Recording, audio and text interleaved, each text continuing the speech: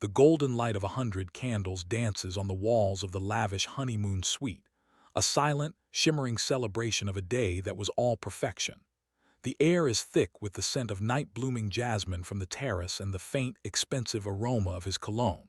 For Alexander Vance, a man who built an empire on foreseeing every variable, this moment, the culmination of a calculated, convenient marriage, should feel like a checked box. Yet the silence between them is a chasm.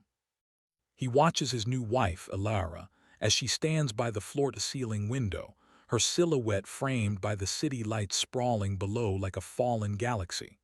Her white lace robe is a ghost against the dark glass.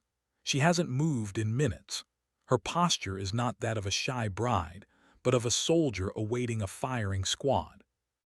"Elara," he says, his voice softer than he intended, a tone he reserves for boardrooms when disarming a rival. She flinches, a tiny, almost imperceptible shudder that screams volumes in the quiet room.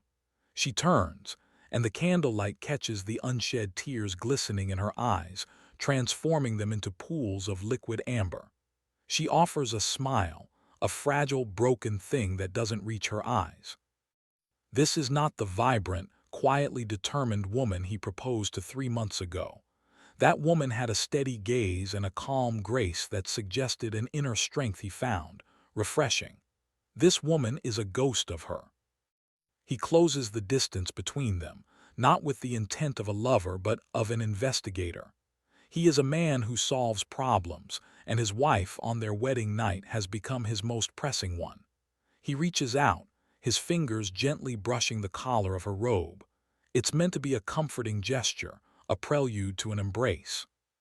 She recoils as if burned, her hands flying up to clutch the robe closed at her throat, her knuckles white. The fear in her eyes is pure, undiluted, animal. And in that defensive, terrified motion, the silk of her robe gapes open just enough for him to see it. Not a love bite, not a birthmark. A scar. A thick, ropey, vicious line of scar tissue, stark and pale against her delicate collarbone, trailing down and disappearing beneath the fabric, a brutal seam on the canvas of her skin. The air leaves his lungs. The world, so meticulously ordered, tilts on its axis. He doesn't speak. He doesn't need to. His gaze, locked on that hidden testament to some past violence, asks the question his voice cannot form. Elara's composure shatters. The tears fall, soundless, tracing paths through the light dusting of makeup she still wears. Her shoulders slump, the fight draining out of her, leaving only a profound, bone-deep exhaustion. She looks like a secret that has been kept for too long. "I'm sorry," she whispers, the words a broken plea. "Alexander, I'm so sorry." He doesn't touch her. He simply stands there, a mountain of a man in a tailored suit, his own wedding night crashing down around him in a heap of silence and a single, horrifying scar. His mind, usually a whirlwind of strategies and acquisitions, is terrifyingly still. And in that stillness, a memory surfaces. He first saw her at a charity gala his company was sponsoring. She wasn't vying for his attention like the others. She was in a corner, speaking animatedly with a group of children from the sponsored orphanage, her laughter genuine, her eyes alight with a kindness that seemed to quiet the room's cacophony. He, a man surrounded by sycophants and sharks, was drawn to that quiet light. Their courtship was a civilized dance. She was an independent, seemingly successful curator from a modest background. He was the wealthy CEO who needed a polished, uncomplicated partner. He proposed with a prenuptial agreement and a 5-carat diamond. She accepted with a calm smile and a steady hand. It was a merger, a transaction, clean, simple. Wasn't it? His eyes never leave hers. He slowly, deliberately reaches for the sash of her robe. This time it is not a caress but a question. "May I?" She closes her eyes, a fresh wave of tears escaping, and gives a tiny, almost imperceptible nod. It is a surrender. With hands that have closed multi-million-dollar deals but now tremble with a foreign vulnerability, he unties the silk knot. He parts the robe. The fabric slips from her shoulders, pooling at her feet like a fallen cloud. Alexander's breath catches in his throat. The scar is worse than he imagined. It is a savage, jagged line, starting at her collarbone and carving a brutal path down between her breasts, ending just above her navel. It speaks of emergency, of violence, of a body ripped open and hastily stitched back together. It is the story of a war he never knew she fought. He doesn't see a flaw, he sees a battlefield. His gaze lifts to her face. Her eyes are squeezed shut, her body braced for his disgust, his rejection, his anger. She is waiting for the moment her beautiful, perfect, transactional life shatters. But Alexander Vance does none of what she expects. The heat of anger doesn't rise in him. Instead, a cold, clear understanding washes over him, so profound it feels like a religious experience. He thinks of his first wife, Isabella, her beautiful lies, her calculated infidelities, the way she'd bled him dry financially and emotionally before leaving with a smirk. He had built walls of steel and ice around his heart after her, vowing never to be blindsided, never to be vulnerable again. He thought Alara was safe. He thought he knew all there was to know. He was wrong. He reaches out and his fingers, calloused and strong, do not trace the scar. They hover just above it, a breath away from her skin, a gesture of reverence, not revulsion. Alara's eyes flutter open, confused by the silence, by the lack of recoil. "Who did this to you?" His voice is low, a gravelly whisper filled with a protective fury that surprises even him. And the story tumbles out of her, haltingly at first, then in a torrential rush she can no longer contain. It wasn't a car accident. It wasn't a random act of violence. It was her ex-husband, a man she'd loved, a man whose charming facade hid a monster of jealousy and rage. The scar was his parting gift, delivered with a shard of broken crystal in a fit of drunken fury when she told him she was leaving. He had told her no one would ever want her, a disfigured thing.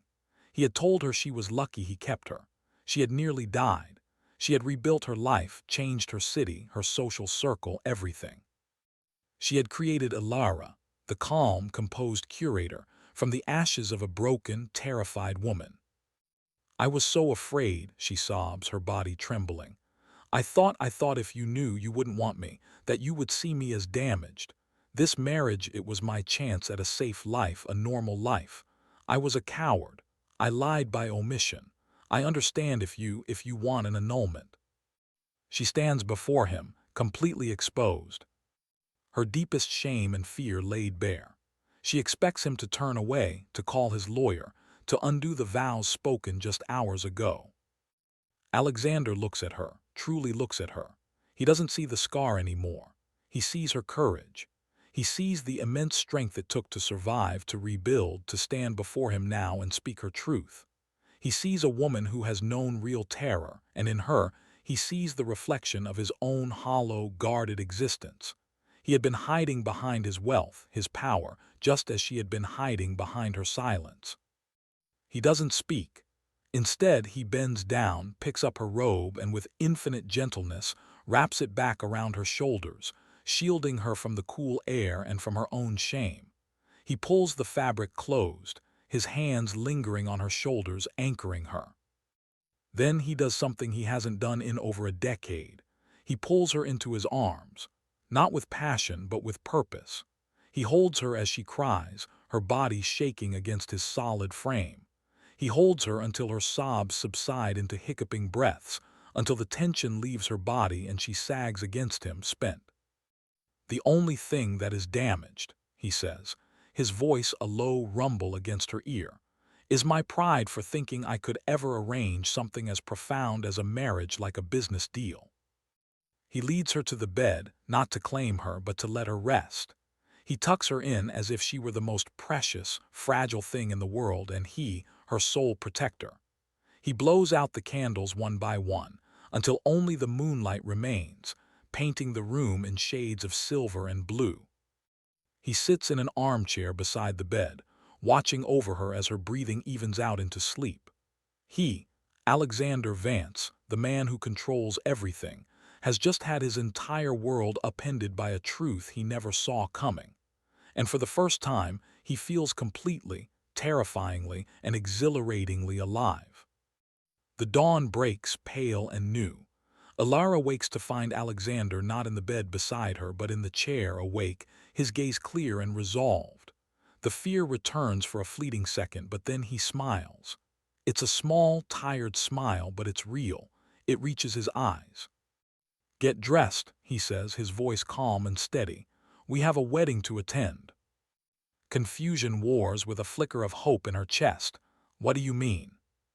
"Our wedding," he clarifies, "the real one."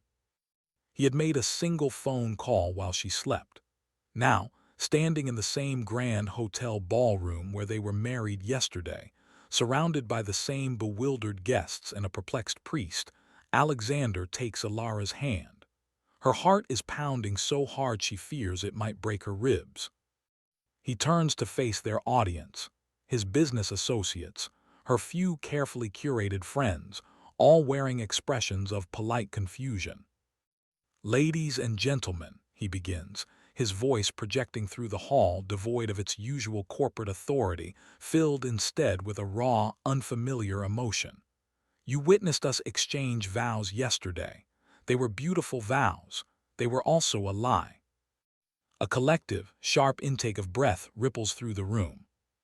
"We stood before you," he continues, his grip on Alara's hand tightening, as two strangers presenting a perfect, polished facade. "I offered my wife a contract, not a heart. And she, out of fear that I would not understand her past, kept a part of herself hidden from me." He turns to look at Alara, his gaze so full of unwavering certainty that it steals her breath. "Last night I learned the truth, and the truth is, I have never respected or admired anyone more." He faces the crowd again, his posture defiant. "So we are here today before all of you to do it again. Not because the legal document is invalid, but because the promise was. This time, I vow to be a man worthy of her truth. I vow to be her shelter, not her judge. I vow to love the whole woman, every scar, every memory, every triumph. Not because it's convenient, but because it's right." He turns to Alara, his eyes asking a silent question. Tears are streaming freely down her face now, but she is smiling, a real, radiant, unbroken smile. She nods. There in the light of the new day, surrounded by a stunned and now deeply moved audience, Alexander and Alara Vance renew their vows. There is no prenuptial agreement on the line this time. There is only his voice, strong and clear, and her voice, soft but steady, weaving a new promise, a covenant built not on perfection, but on the beautiful, broken, redeemed truth of who they are. The guests don't just applaud, many are in tears. They have not just witnessed a renewal of vows, they have witnessed a revolution of the heart. Months later, the story of Alexander Vance's shocking wedding day has faded from the headlines, replaced by a different kind of news. The Vance Foundation, once a sterile tax write-off, is now the primary funder for a network of shelters for survivors of domestic abuse. Alara's name is on the letterhead, not as a silent partner, but as the director. They are in their home, a place that now feels lived in, warm. Alexander comes home late from a meeting to find Alara asleep on the sofa, a book open on her chest. The terrace doors are open, letting in the cool night air. He doesn't wake her. He simply covers her with a blanket and sits beside her, watching the steady rise and fall of her breathing.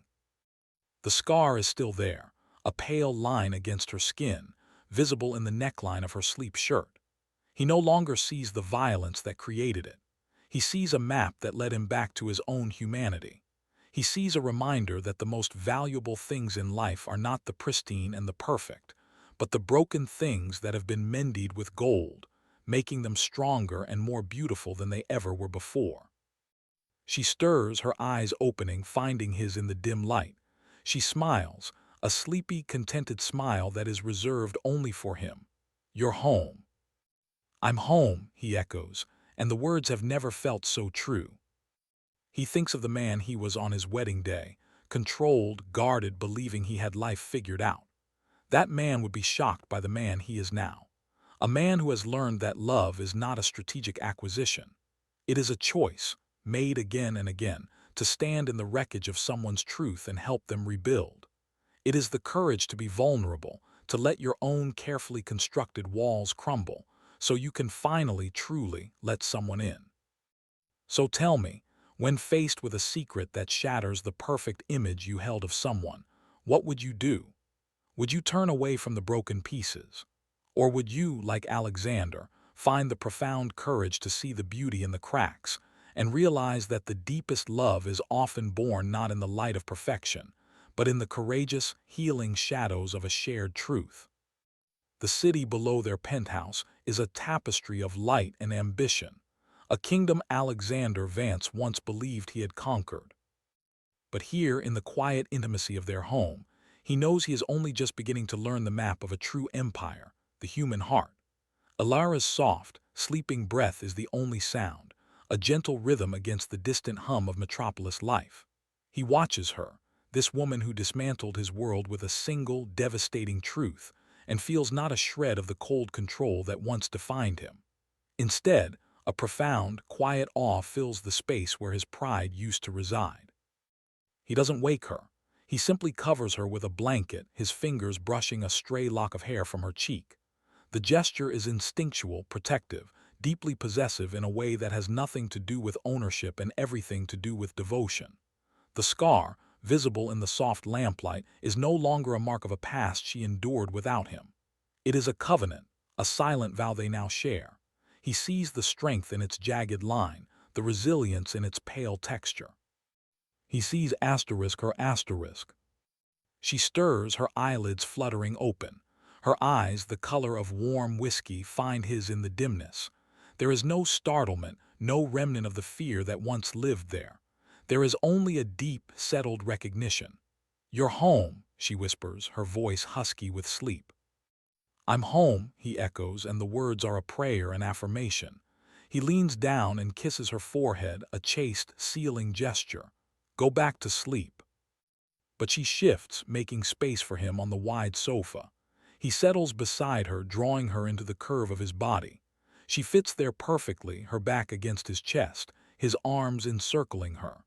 They lie like that, watching the lights of the city twinkle, a silent symphony of lives being lived. "The board meeting ran late," he murmurs into her hair. "Henderson was being obstinate about the quarterly projections. And you charmed him into submission, I assume."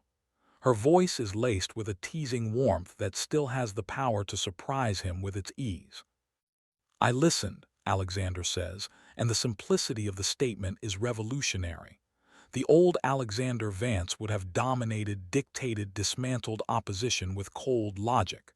This man, the one she helped forge, has learned the power of silence, of truly hearing. He's worried about his legacy. It wasn't about the numbers. It was about his name being remembered. Alara places her hand over his, where it rests on her stomach. "And what did you tell him?" "I told him that legacies aren't built on profit margins alone. They're built on the lives we change." He pauses, letting the words hang in the air. They are not a corporate platitude. They are his new creed, written in the language of his redemption. "We approved the full funding for the new shelter in the downtown core. Henderson himself seconded the motion." He feels her body relax even more deeply against his. This is their shared mission now, the tangible fruit of their shattered and remade union. The Vance Foundation is no longer a line item on a balance sheet. It is Alara's soul, and his penance made manifest in brick and mortar and safe harbor. "Mrs. Albright called today," Alara says after a comfortable silence. "From the first shelter. She said Maria, the young woman with the little boy, Leo, she got the job, the one at the design firm." Alexander remembers Maria, a wisp of a woman with eyes old beyond her years and a son who didn't speak. He and Alara had met them during a visit. Alara had knelt, not to the boy's level but slightly below it, and offered him a single, brightly colored building block. She hadn't spoken, just waited. After a long, silent minute, the boy had taken it. It was a small victory, but in the economy of healing, it was a fortune. "That's excellent news," he says. his chest swelling with a pride far more potent than any business acquisition ever granted him. "She cried," Alara whispers, her voice thick with shared emotion. "She said it was the first time she felt like she could breathe in 5 years." They lie there, wrapped in the quiet triumph of a stranger's new beginning. This is the fabric of their life now, not the glittering, hollow parties of his past, but these quiet moments, woven through with the threads of other people's hope. It is a richer tapestry than he could ever have imagined. Weeks turn into months, and the seasons change. The story of the CEO who renewed his wedding vows for a woman with a scar has become a modern fable, sometimes whispered about at galas, more often shared in hushed, hopeful tones in the very shelters his foundation funds. Alexander and Alara move through their world as a united front, but their true life is lived in the private spaces between the public gaze. One evening they are in his study, their asterisk study now. The room, once a monument to masculine power with its dark woods and severe lines, has been softened. Alara's books on art history and psychology share shelf space with his business ledgers. A vibrant, abstract painting she loves hangs where a sterile corporate logo once did. Alexander is at his desk, reviewing documents, but his attention is not on the papers. It is on his wife, who is curled in a large armchair, completely absorbed in a novel. The fire in the hearth casts a dancing glow on her profile, highlighting the elegant line of her neck, the gentle curve of her lips. He watches the way her brow furrows slightly in concentration, the way she occasionally tucks a strand of hair behind her ear. A hunger stirs in him, but it is a complex, layered thing. It is physical, yes, the simple, powerful desire for his wife. But it is also emotional, a deep, aching need to be close to the magnificent, resilient spirit of her. The memory of their first, chaste wedding night is a ghost in the room, a reminder of how far they have come. He sets his pen down. The soft click makes her look up. "Everything all right?" she asks, her gaze warm and questioning. He doesn't answer with words. He rises from his desk and crosses the room. He kneels before her chair, a supplicant before his queen. It is a posture that would have been unthinkable for the man he was. For the man he is, it is the most natural thing in the world.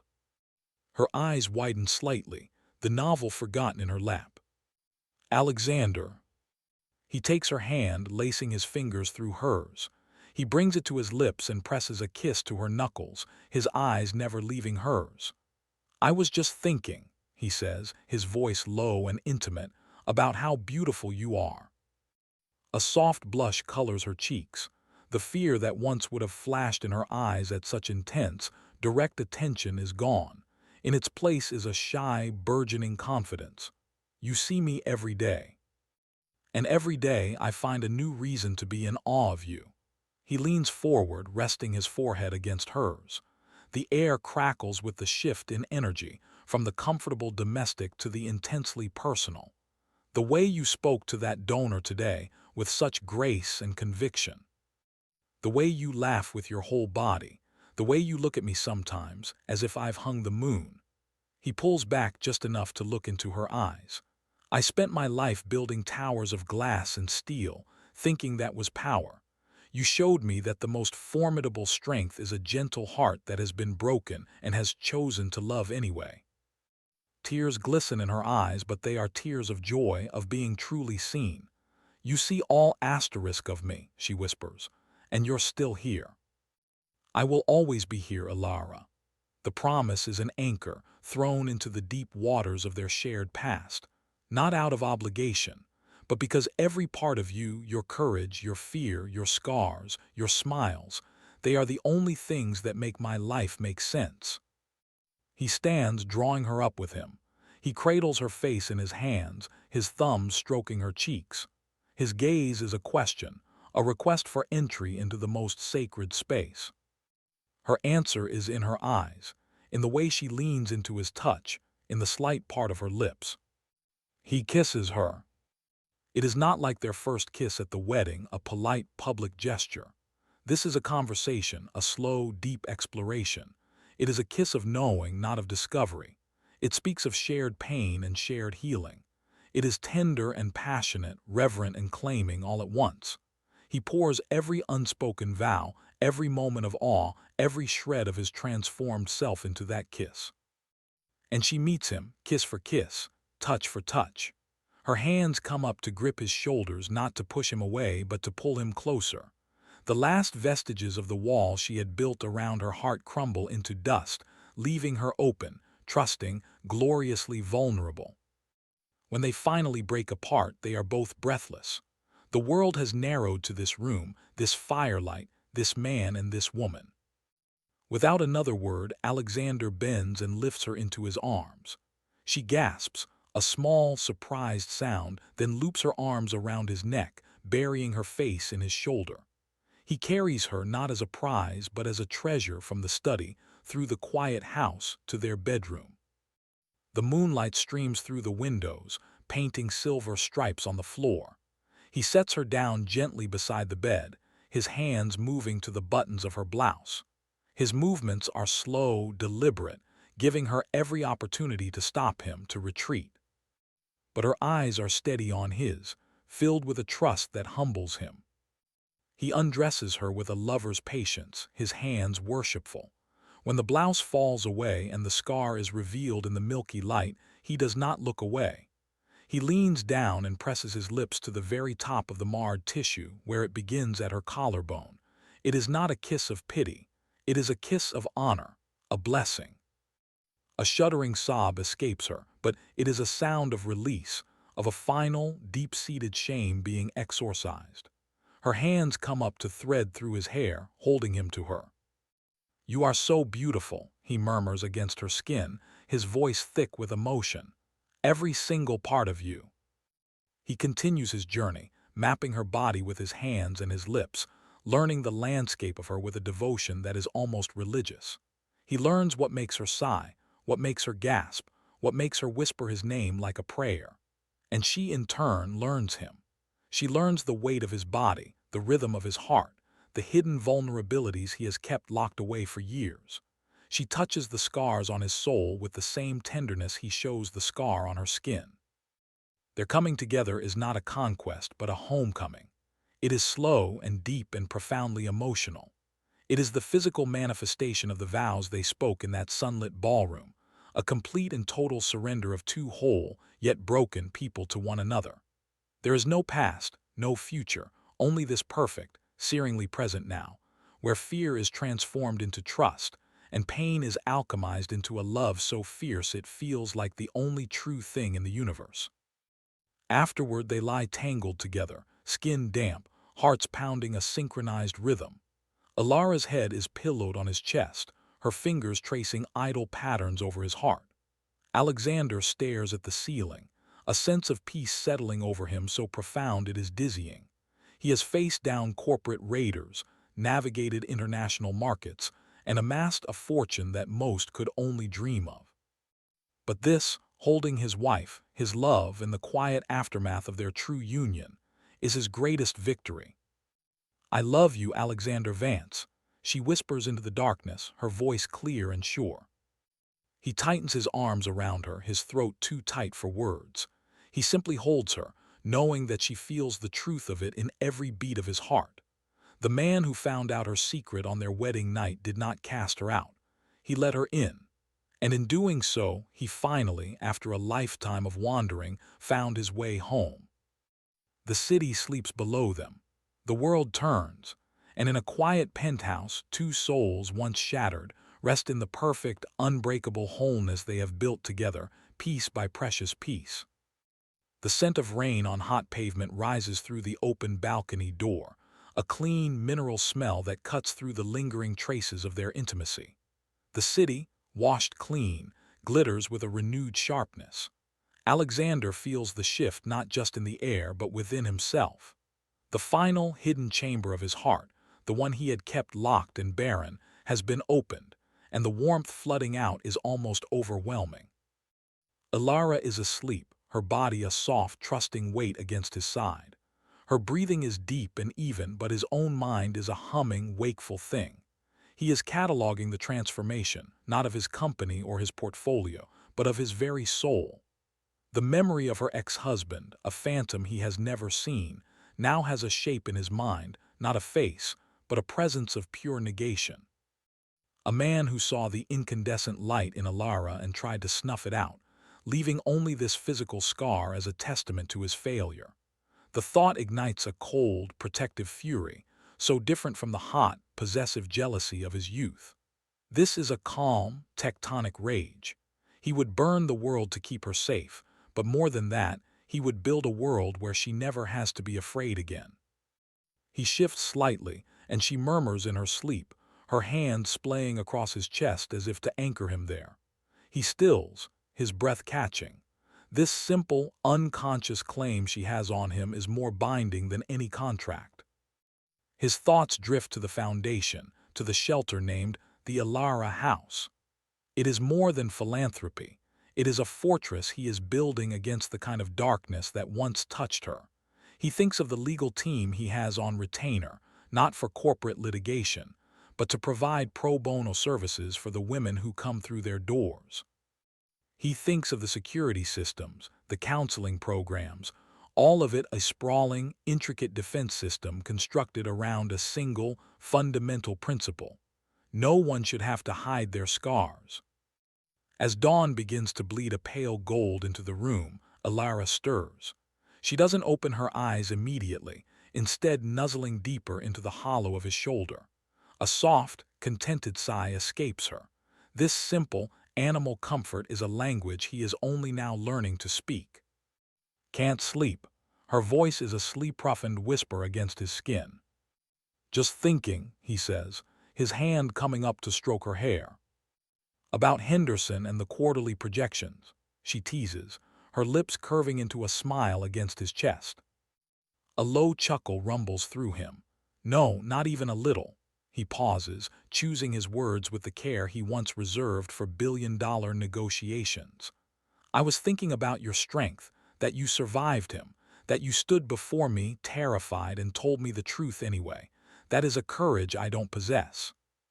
She goes still for a moment, then lifts her head. Her eyes, still heavy with sleep, are serious. Don't you see, Alexander? You do. Your courage wasn't in facing a monster. It was in choosing to be gentle when you had every right to be cruel. You could have thrown me out. You could have humiliated me. You had all the power, and you chose to kneel. She touches his face, her fingers tracing the line of his jaw. That takes a different kind of strength, a better kind. Her words settle in him, a balm and a challenge. She sees a hero in him, and the terrifying, beautiful truth is that he wants to be that man for her. He wants to deserve the faith shining in her eyes. The morning unfolds in a new, sacred rhythm. They shower together, not with frantic passion, but with a quiet domesticity that feels just as intimate. He washes her back, his hands slow and sure on her skin, and she leans into his touch, her eyes closed. She then takes the soap and does the same for him, her smaller hands moving over the planes of his back and shoulders, and he feels a lump form in his throat. This mutual care, this unspoken pact of tenderness, is the foundation of everything. Over coffee on the terrace, the world still damp and new, she tells him more. Not the brutal facts of the attack, which he'd learned from the police reports his private investigator had discreetly obtained, but the smaller, more insidious details of that former life. He used to criticize the way I held my fork, she says, her gaze distant, fixed on a sparrow hopping on the railing. He said my laugh was too loud. He'd make me change my clothes 3-4 times before we went out, finding fault with everything. She takes a sip of coffee, her hand steady. The scar was just the final physical proof of a sickness that had been eating away at me for years. The constant chipping away at who I was, making me feel small, making me doubt my own mind. Alexander listens, his coffee growing cold. He doesn't interrupt. He doesn't clench his fists or vow vengeance. He simply bears witness. He understands now that the real violence was this systematic destruction of a soul. The scar was merely the brand. He told me no one would ever want me, she finishes, her voice soft but devoid of the old pain. It is a statement of fact now, a ghost she has laid to rest. Alexander reaches across the table, covering her hand with his. He was wrong about everything, especially that. Her smile is like the sun breaking through clouds. I know. Later, at the Foundation's headquarters, he sees her in her element. She is in a meeting with the architects for the new shelter, and the deference they show her is not because she is Mrs. Alexander Vance, but because of her keen insight, her empathy-driven design suggestions. These windows are too high, she is saying, pointing to a blueprint. The women inside need to see out. They need to feel connected to the world, not imprisoned. And the play area for the children needs to be visible from the kitchen and the common areas. A mother needs to always be able to see her child to feel safe. Alexander leans against the doorframe, unseen, his heart swelling with a pride so fierce it aches. This is her kingdom. This is where the wounded queen heals her people. He sees the respect in the architect's eyes as they nod, making notes. She has taken her pain and alchemized it into purpose. He is merely her chief financier and most devoted supporter. That night they attend a charity gala. It is the same circuit he has navigated for years, a sea of polished smiles and whispered calculations. The old Alexander would have been in his element, working the room, a shark among minnows. Tonight he stays by Alara's side. He watches as she speaks, how she listens with her whole body, how she makes the wife of a bored billionaire feel interesting and a shy young philanthropist feel seen. He sees the glances thrown their way, the curiosity, the speculation. He knows the story of their second wedding is still a source of gossip. He sees a man, an old friend from his days with Isabella, approach with a sly, knowing look. Vance, and the beautiful Mrs. Vance, the man, Charles, says, his eyes lingering on Alara with an appraisal that makes Alexander's skin crawl. Heard you two made quite the spectacle. Renewing vows must be a new kind of prenup strategy. He chuckles, a dry, hollow sound.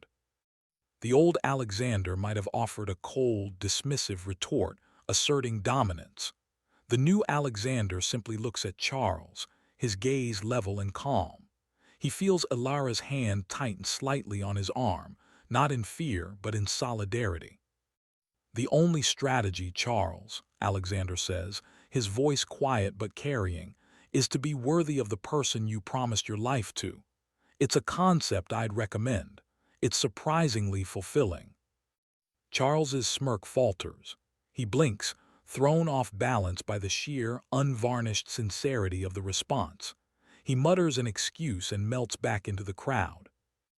Alara looks up at Alexander, her eyes shining. You didn't have to do that. Yes, he says, turning to her, blocking out the entire gala. I did. In the car on the way home, she is quiet. The city lights slide over her face like liquid gold. It still surprises me, she says softly. The way you see me, the way you stand up for me. I spent so long being told I was nothing that some days it feels like a dream I'm going to wake up from. He lifts her hand and kisses her palm, a slow, deliberate gesture. This is the only reality that matters now. My reality is you. Their love life continues to be a journey of discovery. It is not a frantic, honeymoon phase rush, but a deep, steady exploration. Some nights are filled with passionate, wordless intensity, a celebration of the life thrumming through their veins. Other nights are slow and tender, a silent conversation of touches and sighs, healing old wounds with new memories. He learns that she is ticklish just above her hip bone. She learns that a gentle massage of his temples can ease the tension of his most stressful days. They learn each other's rhythms, their silent languages. He discovers a profound joy in making her laugh, in drawing out the unguarded, girlish giggle that was once silenced. She finds power in her own desire, in learning to ask for what she wants, to take the lead, to rediscover her own body as a source of pleasure, not pain. One afternoon, they are walking through an art museum, a shared passion. They stop before a massive, abstract sculpture, all twisted, scarred metal that has been polished to a high, reflective shine. It is brutal and beautiful all at once. It's like it's been through a fire, Alara murmurs, her head tilted. But it didn't break, Alexander says, his eyes on the sculpture, then on her. It was transformed. The scars became part of its beauty. The fire didn't destroy it, it defined it. She looks from the sculpture to him, understanding passing between them without a word. That is their story, written not in the clean lines of a fairy tale, but in the twisted, resilient, glorious metal of this piece of art. Months melt into a year. The public fascination with their story fades, replaced by a quiet respect for their work. The Vance Foundation is now a recognized leader in its field. Alexander has found, to his own astonishment, that his business has thrived. The clarity and purpose he found in his personal life has bled into his professional one.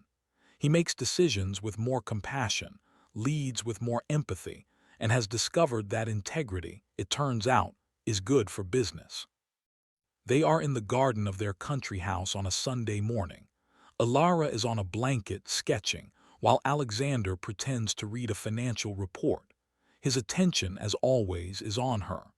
The sun catches the silver threads that have begun to appear in her dark hair, and he finds them beautiful. They are a testament to the time they have shared, the life they have built. She looks up, catching him staring, and smiles. "What?" "Just memorizing you," he says simply. A comfortable silence settles between them, filled with the buzz of bees and the rustle of leaves. It is in this piece that the final ghost of her past is laid to rest. Her phone, lying on the blanket, vibrates with an incoming news alert. She glances at it and her face pales. The sketchbook slips from her fingers. Alexander is at her side in an instant. "Alara, what is it?" She wordlessly hands him the phone. The headline is brief, brutal: a car accident, a single fatality, the name of her ex-husband. He looks at her, searching for the shock, the grief, the trauma he expects to see. But it isn't there. Instead, there is a profound, unsettling stillness. She looks not at him, but through him, at some distant point in time. "I thought I would feel something," she whispers, her voice strangely flat. "Triumph, vindication, even sadness, but I just feel nothing. It's like reading about a stranger." He says nothing, just waits, holding the space for her. "He's truly gone," she says, and it is not a question. She looks down at her own hands, then slowly, deliberately, she places her palm over the scar on her chest, through the fabric of her dress. She holds it there for a long moment, as if checking for a heartbeat, for a final, lingering connection. Then she lets her hand fall. She looks up at Alexander and her eyes are clear. The last shadow has passed. "He's gone," she repeats, and this time it is a statement of finality. "And I'm still here, with you." In that moment, Alexander understands that their redemption is complete. The monster is dead, and he was slain not by vengeance, but by her relentless, quiet courage, by the life she built in spite of him, by the love she allowed herself to receive. The man in the car crash was already a ghost. Today, he simply stopped walking the earth. He pulls her into his arms, and she comes willingly, burying her face in his neck. She doesn't cry. She just holds on, as if he is the only solid thing in a shifting world. Later that night, as they prepare for bed, she stands before the mirror in her slip. She looks at her reflection, her gaze traveling down to the scar. Then she looks at Alexander's reflection behind her. "Would you have loved me?" she asks, her voice quiet in the hushed room, "if I had shown you this on our first date?" He comes to stand behind her, meeting her eyes in the glass. His hands settle on her shoulders. "No," he says honestly. She blinks, a flicker of surprise and hurt in her eyes. "I would have been intrigued," he continues, his voice soft. "I would have been attracted, I might have even pursued you. But love," he shakes his head slowly. "The man I was didn't know how to love something that wasn't perfect. I wouldn't have loved you then, Alara, because I wasn't capable of it. I needed your secret. I needed your truth. I needed to be shattered by it so I could be put back together into a man who was worthy of you. So I could learn that love isn't about perfection. It's about showing your broken pieces to someone and trusting them not to turn away." Tears well in her eyes, but they are tears of profound understanding. She turns within the circle of his arms and kisses him, a deep, soul-sealing kiss that tastes of truth and time and a hard-won, everlasting peace. The story that began with a secret on a wedding night does not end with a dramatic finale. It simply settles like dust motes in a sunbeam into the quiet, enduring rhythm of a shared life. It continues in the morning coffee, the shared smiles, the late-night conversations, the steady, unwavering presence of two people who chose each other, again and again, not in spite of their scars, but because of them. For what is a human heart but a record of its battles? And what is love, if not the courage to let someone read the story and stay to help you write the next, more beautiful chapter? So the next time you are faced with a crack in the perfect facade of someone you care for, pause. Look closer. That fissure is not a flaw. It is an opening. It is the place where the light finally gets in. And if you are brave enough to peer inside, you might just find that the greatest treasures are not found in pristine, untouched places, but in the broken, mended, and fiercely loved ones. And if this story has reminded you that grace is a choice, and redemption is a path we walk together, then perhaps it has done its job. Now, the choice is yours. What will you do with the broken pieces you hold? The scent of old paper and lemon wood polish filled the library of the Vance Country Estate. Rain sheeted against the leaded glass windows, a constant, soothing drumbeat. Ilara, curled in a worn leather armchair that had belonged to Alexander's grandfather, was reading a stack of grant proposals for the foundation. Alexander sat at the heavy oak desk, a fortress of a thing, but his focus was fractured.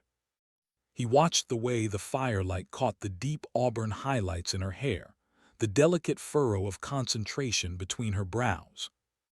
A year ago, this room was a museum to his lineage, cold and imposing. Now, with her sketchbook on the side table and her favorite cashmere throw draped over the chair, it felt like a heart. His heart. "This one," she said, her voice cutting through the comfortable silence. She didn't look up, her finger tracing a line on the page. "The community center in the North End. They're not just asking for a new roof. They want to start a vocational program for single mothers, teaching them coding." Alexander leaned back, steepling his fingers. The old him would have seen the risk, the unproven model. What's the success rate for such programs? "I don't know," she said simply, finally looking up. Her eyes were clear and direct.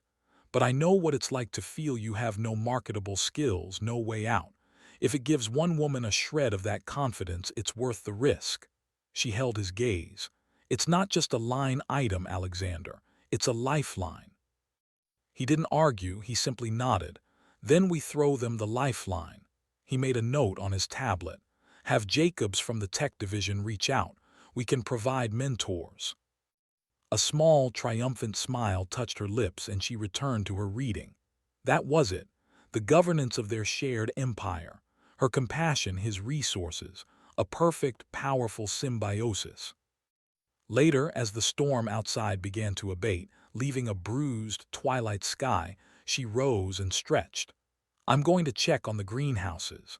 I think the storm knocked a pane loose in the orchid room." "I'll come with you," he said, pushing back from the desk. She shook her head, a gentle refusal. "Finish your report. I'll only be a minute." He watched her go, a solitary figure moving through the vast, shadowed house. The trust that allowed her to walk away, to have a life and a purpose separate from him, still felt like a minor miracle. He remembered a time when her absence, however brief, would have sent a jolt of primal anxiety through him. Not possessiveness, but a deep-seated fear that this beautiful, fragile reality would evaporate. He forced his attention back to the screen, to the dry figures of a shipping logistics report. But his mind kept wandering back to her, to the way she had looked at the news of her ex-husband's death, not with closure but with a quiet, final disconnection. It was as if the last thread tying her to that old ghost had been severed, and she was now entirely, unassailably present in their life. A soft chime from his phone broke his reverie. It was a security alert. Motion detected in the West Wing greenhouses.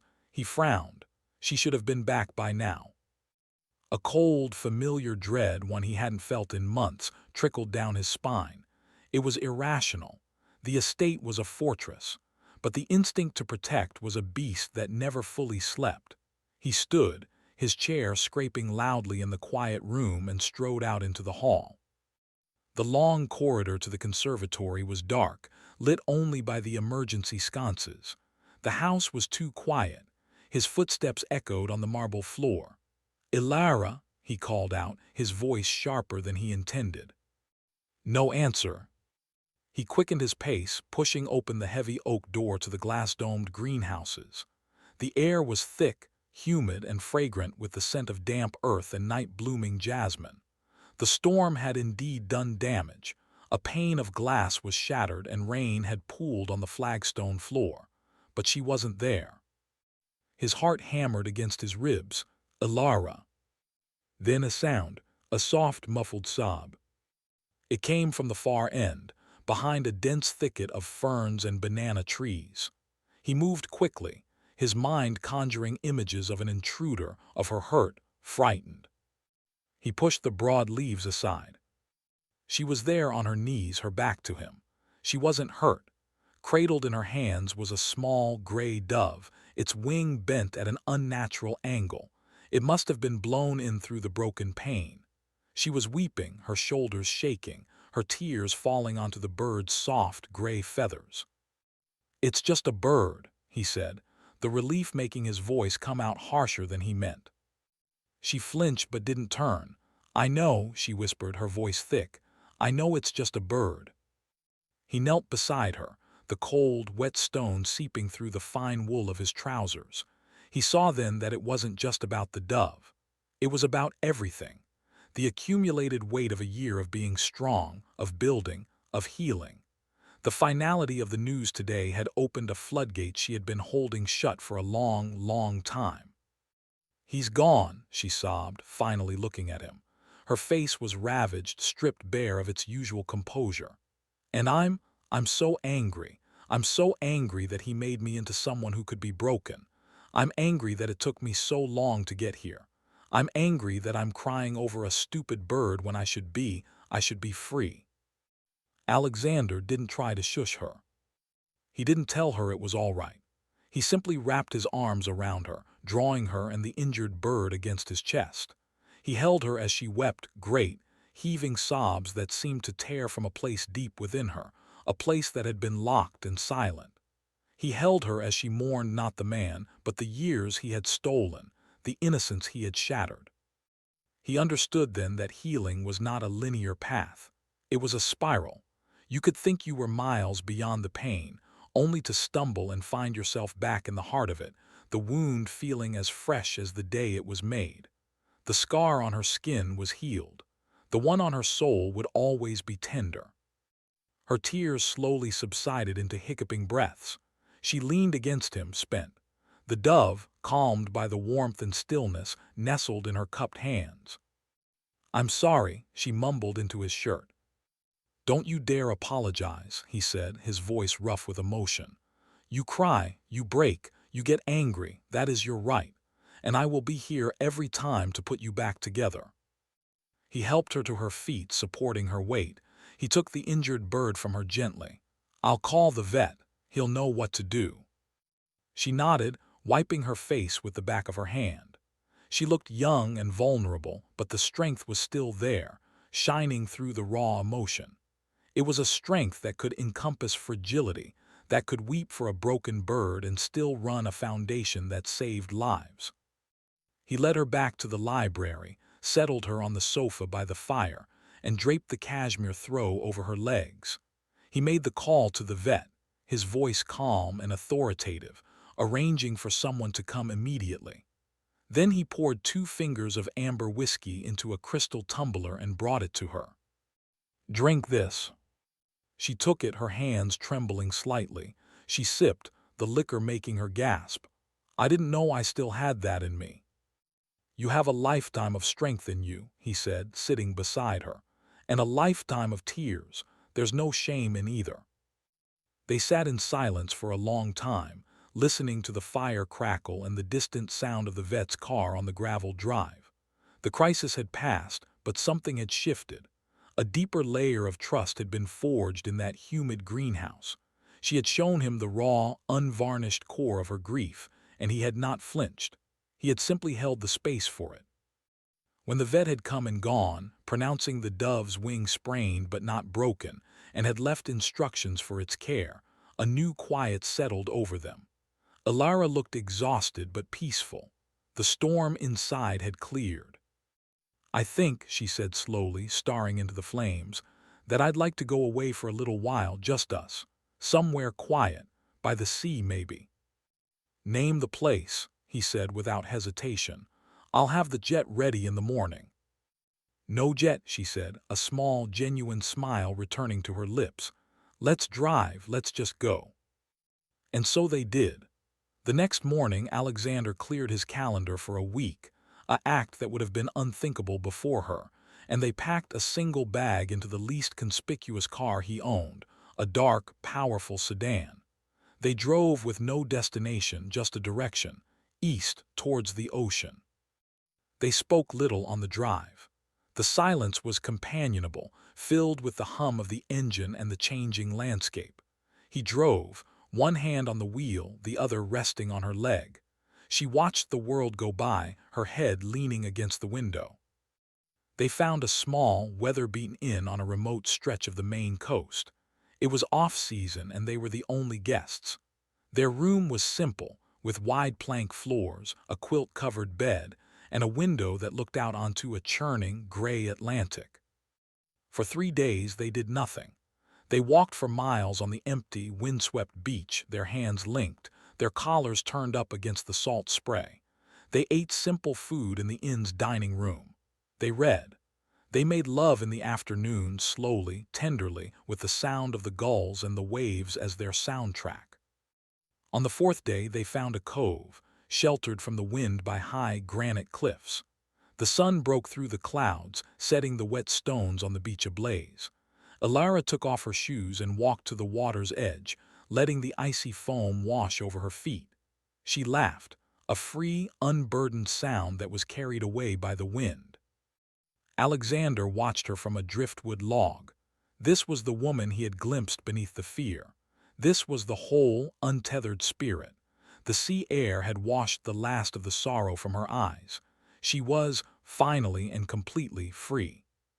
She turned and walked back to him, her cheeks flushed, her eyes brilliant. She stood before him, and in that moment she wasn't a survivor or a philanthropist or Mrs. Vance. She was just Ilara, and she was magnificent. "I want to tell you something," she said, her voice steady.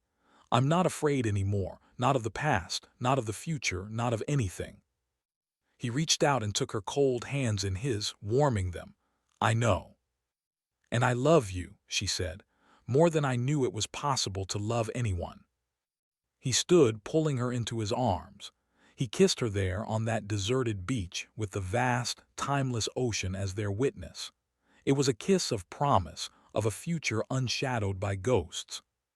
"When we get back," he said, his forehead resting against hers, "I want to dissolve the prenuptial agreement." She pulled back, startled. "Alexander, that's not necessary. I don't care about that." "I know you don't," he said, "but I do. That document was written for a different man and a different woman. It has no place in our life. What's mine is yours, not because the law says so, but because my heart does. I want there to be no record of distrust between us, only this." He kissed her again softly. "Only us." Tears filled her eyes, but they were tears of joy. She nodded, unable to speak. They drove home 2 days later, the car filled with the scent of salt and pine. The world they returned to was the same, but they were different. The last of the ruins had been cleared away. The foundation was solid. Life resumed its rich, full rhythm. The foundation flourished. Alexander's business continued its steady growth. But the center of their universe was no longer a secret or a scar. It was a quiet, unshakable joy. One evening, 6 months after their trip to the coast, they were hosting a small dinner party. The guests were a mix of old friends and new colleagues from the foundation. The conversation was lively, flowing easily. Ilara was telling a story about a stubborn donor, her hands animated, her face alight. Alexander watched her, his love for her a physical ache in his chest. He caught the eye of an older couple, the Winstons, who had been friends of his family for decades. Mrs. Winston gave him a small, knowing smile and a slight nod. He knew what she saw. She saw the transformation. She saw the cold, driven man she had known replaced by this one, whose gaze softened only when it rested on his wife. Later, as the last guests were leaving, Mr. Winston clapped him on the shoulder. "It's good to see you like this, Alex. Truly. She's been good for you." "She saved me," Alexander said simply, and he knew it was the truest thing he had ever spoken. He found Ilara in the kitchen, already starting to load the dishwasher. He came up behind her, wrapping his arms around her waist and nuzzling her neck. "Leave it," he murmured. "The staff can get it in the morning." She leaned back against him with a contented sigh. It was a good night. "It was a perfect night," he corrected. He turned her in his arms. The house was quiet now, filled only with the lingering warmth of good company and the echo of laughter. He looked down at her, at the woman who had taught him that love was not a weakness but the source of all true strength. "Ilara Vance," he said, his voice low and full of wonder. "My wife." Her smile was radiant, a sun dawning just for him. Always. And in that word, he heard the echo of all their yesterdays and the promise of all their tomorrows. The story that began with a secret on a wedding night had not ended. It had simply become their life.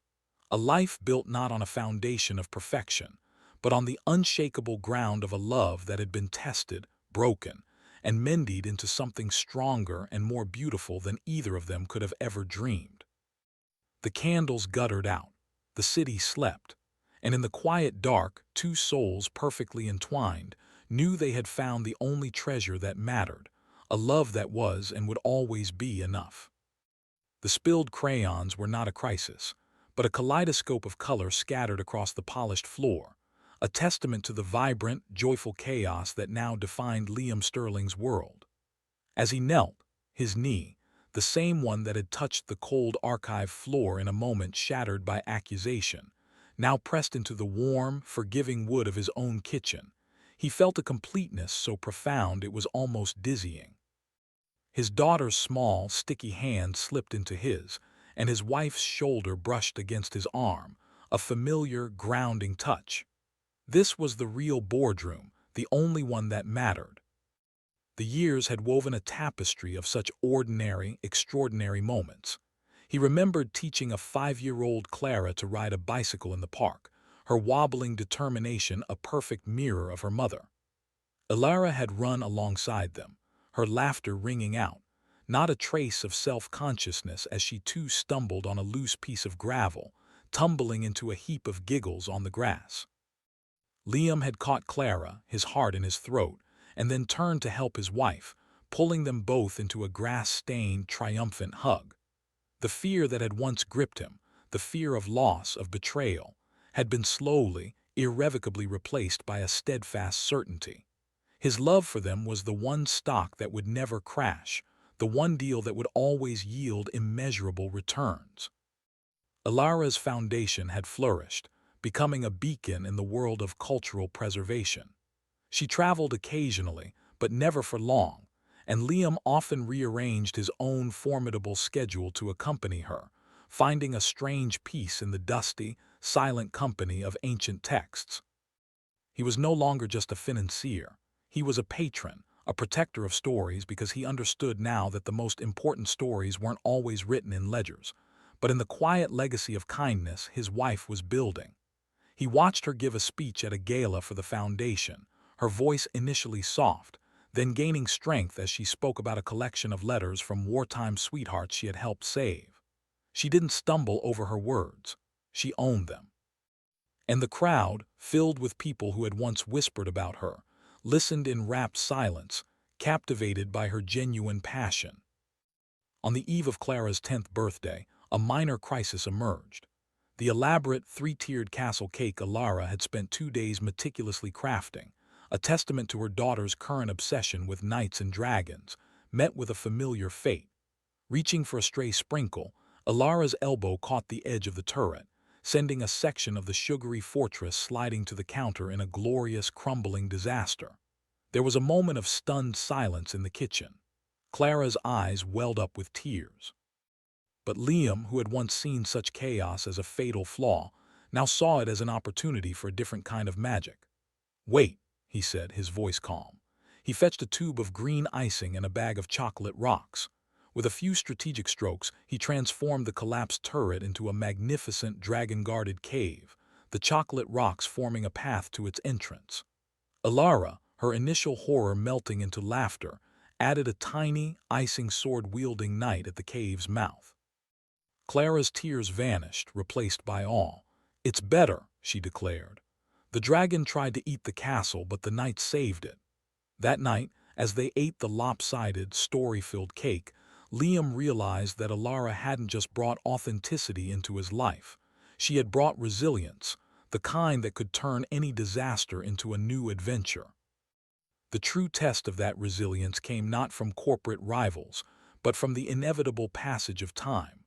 Liam's mother, Eleanor, a woman of sharp edges and higher society, had never fully warmed to Alara. She saw the clumsiness as a lack of breeding and the shyness as a lack of spirit. During a family holiday gathering, with Clara now a discerning 12-year-old, Eleanor made a cutting remark about Alara's choice of a homemade, slightly lopsided gingerbread house over the pristine, professionally made one she had brought. "Really, Alara, must everything be so rustic?" Eleanor said, her voice dripping with condescension. Before Liam could intercede, Clara, her young face set in a fierce expression that was all her father, spoke up. "Grandmother," she said, her voice clear and steady, "Mummy's gingerbread house has love in the icing. Yours just has perfection, and perfection is boring." The room fell silent. Alara placed a hand on Clara's shoulder, not to silence her, but in solidarity. She looked at her mother-in-law not with anger, but with a gentle pity. "It's true, Eleanor," she said softly. "I've never been very good at perfect, but I am very, very good at love." It was a watershed moment. Liam, looking at the 3 generations of women in his life, saw the unassailable strength of the family he and Alara had built. His mother, for the first time, seemed to truly see it too. The hard lines of her face softened, and she gave a slow, almost imperceptible nod. She didn't apologize, but she never made such a remark again. Slowly, tentatively, a new, more respectful relationship began to grow. As Clara grew into a young woman, her own personality emerged, a captivating blend of her father's strategic mind and her mother's empathetic heart. She was coordinated where her mother was clumsy, outgoing where Alara was reserved, but she possessed the same core of unwavering kindness. She became her mother's fiercest defender and her father's most astute advisor, often seeing solutions to problems that his seasoned executives missed. On her 18th birthday, she announced she would be majoring in nonprofit management and archival science, a decision that filled both her parents with a pride so immense it was palpable. One autumn evening, with Clara away at university, Liam and Alara found themselves back in the Sterling Corp archives, now vastly expanded and renamed the Willow Wing in her honor. They were there to dedicate a new digital restoration lab. The space was empty, the hushed silence a familiar, comforting blanket. They stood before the very shelf where he had once found her on that rolling ladder, a lifetime ago. "It all started here," Alara murmured, a wistful smile on her lips, "with a falling girl and a very startled CEO." Liam took her hand, the skin now softer, marked with the gentle traces of time, the paperclip from their wedding day preserved in a small frame on her office desk. "No," he corrected her, his voice thick with emotion. "It started here with a falling man who just didn't know it yet. You didn't just fall into my arms, Alara. You caught me. You caught me when I was falling through a life that had no meaning, no heart. You were my net." Tears glistened in her eyes, not of sadness, but of profound gratitude. They had weathered storms, both public and private. They had faced down betrayals and navigated the complex currents of family. Through it all, their love had not just endured. It had deepened, its roots growing so strong and so deep that no force on earth could ever shake them. He leaned in and kissed her, there amidst the quiet stories of the past, a kiss that held the weight and wonder of their shared history. It was a promise that their story was far from over, that every new chapter, with its potential for spilled crayons or crumbling cake, would be faced together. The clumsy girl and the cold CEO were now just a man and a woman, partners in every sense of the word, their lives a testament to the power of a love that was real, a love that was resilient, a love that was, and would always be, perfectly, beautifully, messily theirs. And as they walked out of the archives, hand in hand, the setting sun casting long, golden shadows behind them, the only cliffhanger that remained was the delightful, certain promise of all the tomorrows they would continue to write together. If this story of redemption and unexpected grace moved you, remember that such choices play out in quiet ways around us every day. Sometimes, the most powerful thing we can do is simply listen, and then choose to stay.